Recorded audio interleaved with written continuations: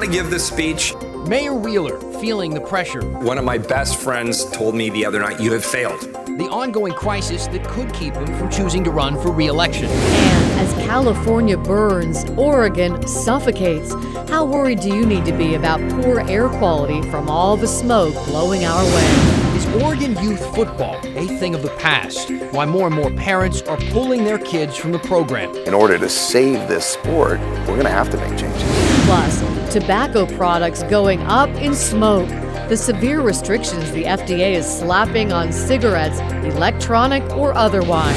And fluffy invaders taking over yards in Clark County. There must be hundreds or thousands of rabbits around here. The problem that's rapidly multiplying for folks north of the Columbia. KGW News at 6 starts now. And we are going to start on the gridiron. Is this the end of high school football in Oregon? Good evening, I'm Dan Haggerty. And I'm Laurel Porter. Thank you for being with us. The number of kids playing youth football in Oregon has been in steady decline. That's according to numbers obtained by our investigators. And that's raising the question, how much longer can the program survive? KGW investigative reporter Kristen Severance joining us now with this exclusive report. Kristen, you found that the big reason for these declines are the concerns over concussions. Right, concussion concerns and concerns about kids getting injured. You know, the numbers are clear here, and they're right here. In 2008, 2009, more than 15,000 kids played high school football here in Oregon. Fast forward to 10 years, 2018, 2019, that number is less than 12,000. Coaches and experts say parents just do not want their young kids playing.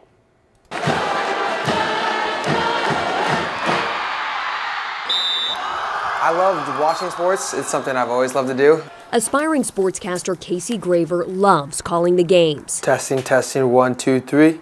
But deep down, he'd still rather be on the field than in the booth. If I was able to go out and compete with the varsity guys and be able to compete at a high level, yeah. Casey always planned on playing in high school. He started in 3rd grade. His brother played. Dad Brad coached them. But then came 2 concussions in middle school. His doctor said a third meant he couldn't play any sports. At that point, I was, yeah, football's done. Casey is one of the thousands of kids in Oregon no longer playing football. According to numbers we obtained from the Oregon School Activities Association, 23% fewer kids are playing high school football in the 2018-2019 school year compared to 10 years ago. We're in a tailspin, and I'm not sure, and I've said this before, I'm not sure we can stop it here. Steve Corey has coached at Lake Oswego High School for the last 27 seasons. Whistle! Time it up. He said starting with the movie Concussion, increased awareness of CTE, and worries about brain injuries have all led parents keeping their kids from football. About 5 or 6 years ago, we were at about 310 kids in our youth, again, 3rd through 8th grade, and that number's down to 75 today. He says the feeder system from youth to high school football is disappearing. You got to have 25 kids to really have a freshman team. 2 years ago, we had 14 kids. So we didn't have a freshman team, so we moved those kids up. So we've already done it, we've already adjusted, we've already felt it. If the youth numbers stay as they are, could that be the end of football? 75 is not enough. This program will not survive with the youth numbers that we have now. I've been studying concussions for over 20 years. Dr. Jim Chestnut is the sports medicine director of the Oregon Health and Science University Concussion Program. He says research shows it takes longer for children to recover from concussions than adults, about 4 to 6 weeks. And after 3 or more concussions comes the increased risk of reoccurring or more serious concussions. Problems with headaches that sometimes can persist for a while. We can see problems with cognitive function that affect school. And then we see other problems like balance that can affect kind of your motor ability. But Dr. Chestnut does not discourage kids or parents from football, saying football knows it needs to change. Football, I think, is becoming much more aware of the concussion risk and managing that in a much better way than it has in the past. He points to the changes at the youth football level being pushed by the OSAA.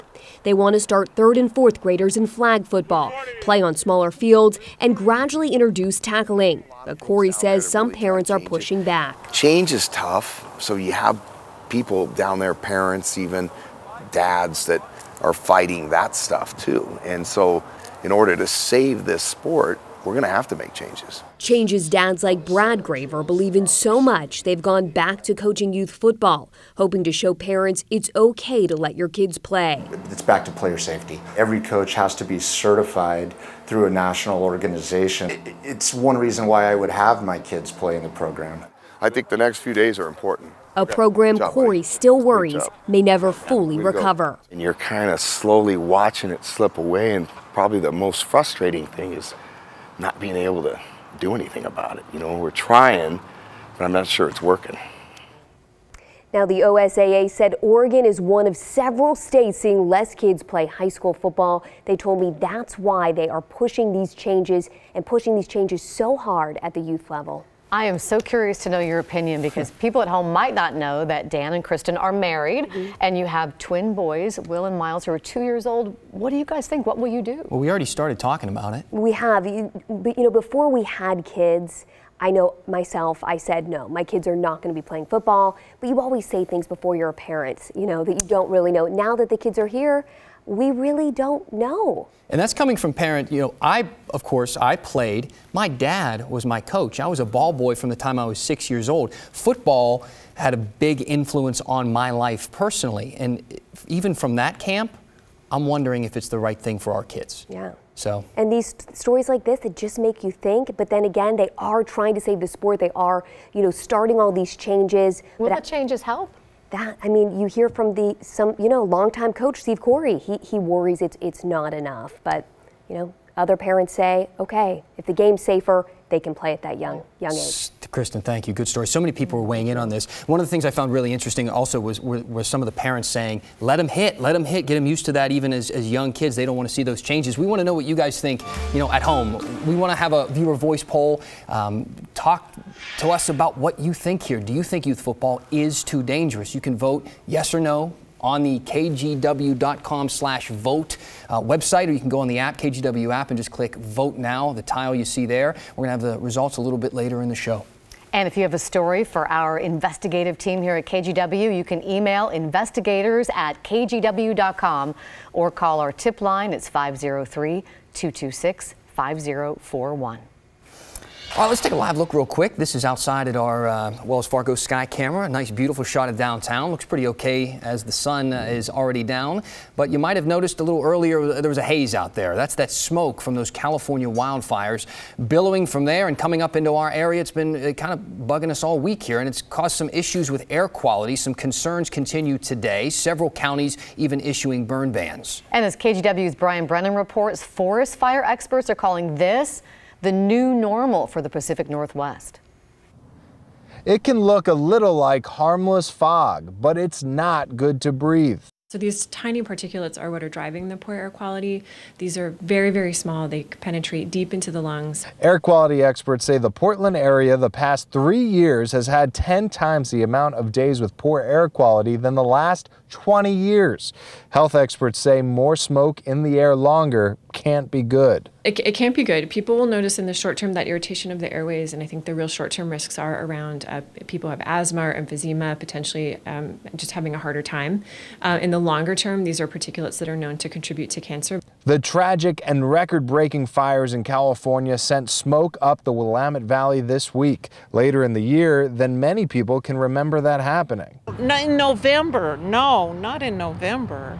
The video of the campfire flames is heart-wrenching. I feel very sad for the people in California. I was just talking with somebody I work with who lives down in the Santa Rosa area. Computer models of where the smoke is fanning out can be seen on the Forest Service's website. Oh, I feel really sad for those people, because then a beautiful day like this, then they're staying inside, or they're sick or not breathing. Not great. The DEQ says wildfire smoke and stagnant air contributed to air quality concerns in the Portland area this week. Health officials urge to not make it worse. We know that the main driver is human behavior, so it's the burning piece, which is why our main message today is please don't burn wood, don't burn today until we lift the restriction. In Southwest Portland, Brian Brennan, KGW News. So let's bring in the chief now, meteorologist Matt Zaffino. Matt, you've been watching this for us all week. What's it looking out there? What's it look like now and moving forward? Yeah, it'll get better as we go into the weekend, Dan, but I want to take you down to California. and the campfire still producing a lot of smoke. The Central Valley here is really just filled in with wildfire smoke. But what you don't see is it being transported north into Oregon. That happened 2 days ago. We had a surge of smoke up the Willamette Valley when we had south winds ahead of a weak storm. That has ended. We're not getting new smoke from California, but what happened is it filled in the valley just like it did here, and it lingered for a while. Now it's beginning to get mixed out a bit. Our air quality today is better than what it was yesterday. The orange dots, that's unhealthy for sensitive groups, only down around Eugene. Most of the green dots means good, so it's good to moderate in the Portland area right now. It may get a little worse overnight as the inversion sets up and the air settles down in the valley once again.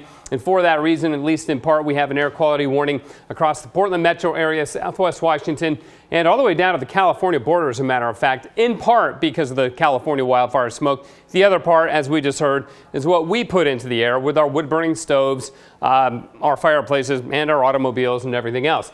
Here's what we can look at. There'll be a very little change tomorrow. It'll improve late in the day, but it'll be massive improvement Saturday. After that, we're done with it. We won't be seeing any more smoke from California transported our way, and the burn ban from Multnomah County continues into tomorrow. There is some good news for the California wildfires, too, in the long run. We'll talk about that in a bit. Back to you. Man, they need some good news, too, Matt. Sure do. Yeah, appreciate it. So it's been a rough couple of weeks, you could say, for Mayor Ted Wheeler, and he expressed some of that frustration a little earlier today during a keynote speech at the Oregon Health Forum. He even appeared to hint that he may not run for re-election. Listen. If I don't serve more than 2 years beyond today, it will be on this question. How do we maintain the rights and the dignity of people living on our streets and balance that with the rights of others in the community? That's a big issue. It really is. KGW's Pat Doris, live in front of City Hall for us. Pat, what is the reaction you're hearing down there? Well, Dan, Commissioner Dan Saltzman said we really shouldn't take the mayor too seriously when he talks about who knows what's going to happen 2 years from now. But halfway through his 4-year term, current mayor Ted Wheeler may be getting some insight into why the last 3 mayors did not run for re-election. Mayor Ted Wheeler wrestled with 2 of Portland's biggest problems this week, increasingly violent protests and the homeless issue. This morning, speaking at a homeless forum, the mayor made it clear he's heard the public's frustration over a lack of progress when he posed a question to himself. You took office a little under 2 years ago. We're already madder than hell at you. What gives? He said a best friend told him last week that he has failed when it comes to the homeless issue.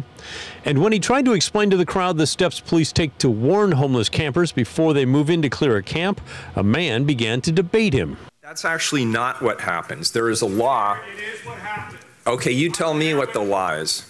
I'm there with them. What is the law?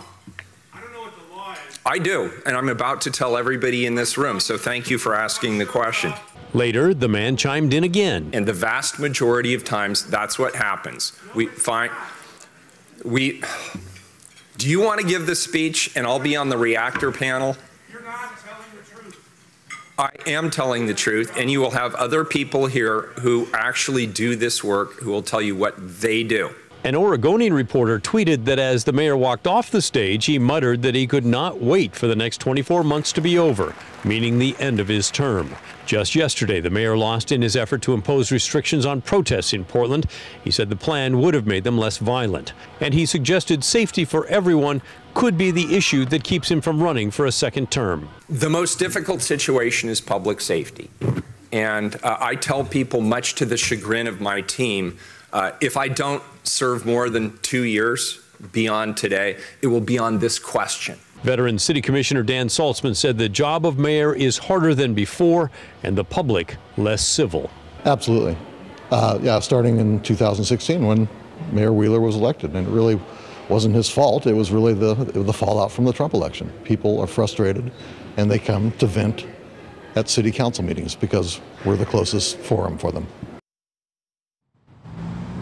After that morning meeting, the mayor put out a statement saying that, yes, he does mutter, and apparently he's working on doing that less. But he also said he's not going to decide on re-election until sometime next year. Back to you. Well, he certainly has a lot of challenges on his plate. Thank you, Pat. And we talked a little bit earlier about those wildfires in California. Later in this newscast, the ongoing fight to protect homes in the path of the flames. and how the Oregon Humane Society is preparing to take in a whole lot of animals pushed out of their habitats by the fire. Plus, hey, speaking of animals out of their habitats, how about the nuisance that's multiplying by the day for folks in Clark County? We'll talk about it. Stick around.